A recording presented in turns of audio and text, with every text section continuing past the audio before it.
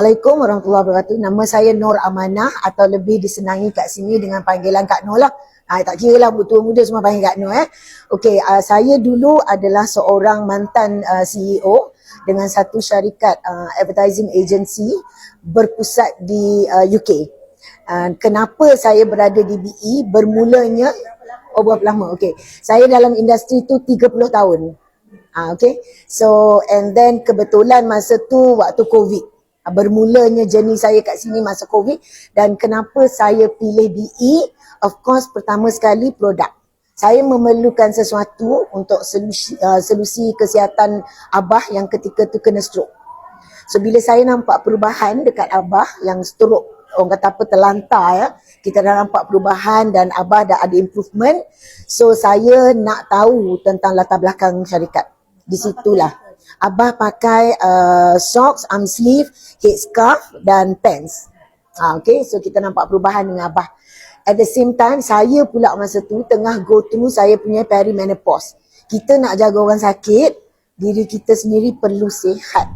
Saya perlukan sesuatu untuk beri saya tenaga, nak bangun pukul 5, tidur lambat, all those things lah kan.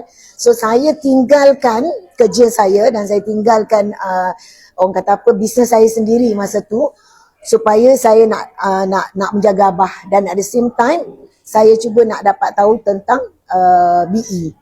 Dan bila saya datang selepas COVID tu, saya datang sendiri, saya tengok, saya impress sangat-sangat bila saya dapat tahu misi syarikat ni adalah untuk membantu usahawan.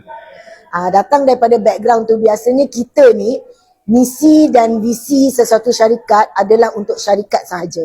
Di sini dia punya misi lain, misi dia adalah untuk membantu usahawan. Itu yang pertama. Yang kedua, produk no-brainer lah sebab saya sendiri dah dapat manfaat kan. Yang ketiga adalah sistem education di sini. Di sistem education di sini tak kira latar belakang, tak kira status, tak kira you punya, you know, whatever you punya situation sekalipun, semua orang boleh buat. Di corporate world saya, tak semua orang boleh buat kerja saya, kan? Jadi pada saya kat sini saya nampak sesuatu yang berbeza sangat-sangat. You ada education ke, tak ada education ke, latar belakang darjah 3 ke, you know, umur lagi satu, is ageless.